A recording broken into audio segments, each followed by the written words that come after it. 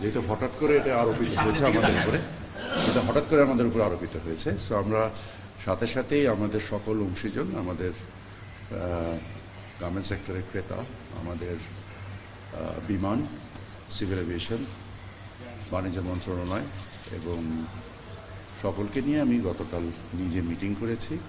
ইনশাল্লাহ এটাতে কোনো সমস্যা আমরা বোধ করছি না। আমরা আমাদের নিজস্ব সক্ষমতায়, আমাদের যেন প্রতিযোগিতার সক্ষমতায় কোনো ঘাটতি না পড়ে এবং আমাদের রপ্তানির ক্ষেত্রে যোগাযোগের জন্য কোনো ঘাটতি না পড়ে, সেই ক্ষেত্রে আমরা সকল ব্যবস্থা নিচ্ছি। আমরা আশা করি ইনশাল্লাহ আমরা এটা উত্তর।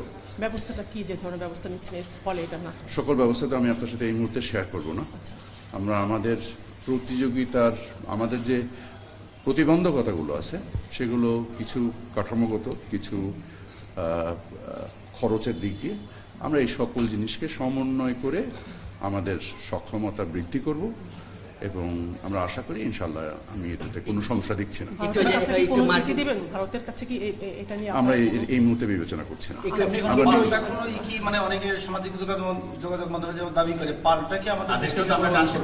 সেটা আমার বিষয় না। আমার বিষয় হচ্ছে বাণিজ্যিক সক্ষমতা।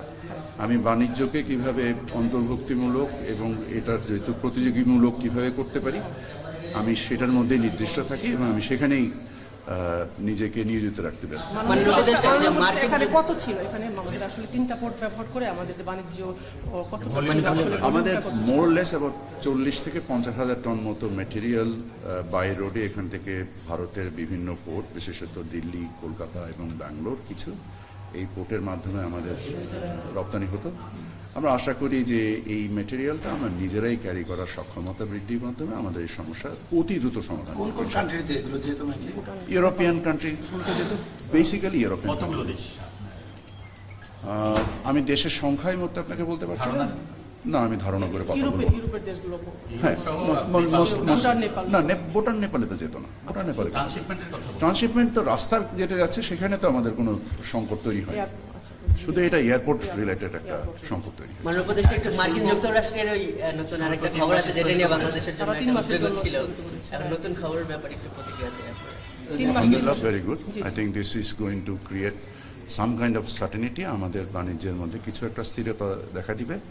আমরা এই মুহূর্তে আমি ডক্টর খলিল, প্রধান উপদেষ্টার যিনি হাই রিপ্রেজেন্টেটিভ এবং আমাদের নিরাপত্তা উপদেষ্টা, ওনার সাথে আমি আলোচনা করে আসলাম।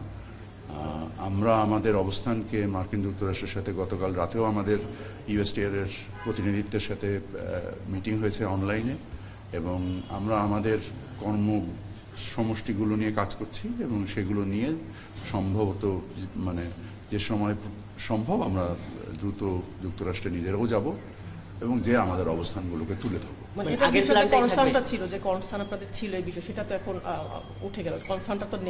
না, এটা তো যেহেতু সাময়িক একটা স্থগিতাদেশ এসছে, এটাকে দীর্ঘমেয়াদে আমাদের যে করণীয়গুলো আছে তাদের তো আকাঙ্ক্ষা তো শেষ হয়ে যায়নি। আকাঙ্ক্ষাগুলোকে আমরা আমাদের দ্বিপাক্ষিক বাণিজ্যের উপরে ভিত্তি করে আমরা কতটুকু করতে পারবো সেই সিদ্ধান্তগুলো আমরা বিশ্লেষণ করছি এবং সেই অনুযায়ী আমরা সিদ্ধান্ত নিব। এই 3 মাসে কি এগুলোই মানে যে সিদ্ধান্ত আপনারা নিয়েছেন সম্ভব, মানে আগের মতো প্ল্যান যেভাবে আগে নেওয়া হয়েছিল কমানো বা সেই প্ল্যানগুলোই থাকবে নাকি একটু সময় পেয়ে? মূল আকাঙ্ক্ষা তো ওই জায়গায় যে আমাদের বাণিজ্য ঘাটতির কিভাবে সমন্বয় করা যায়, আমরা সেই পরিপ্রেক্ষিতে কাজ করছি। মানে 3 মাসে এটা সম্ভব হলে তারপর পরবর্তীতে হয়তো সম্ভব করতে হবে। আচ্ছা আচ্ছা, থ্যাংক ইউ ভেরি মাচ।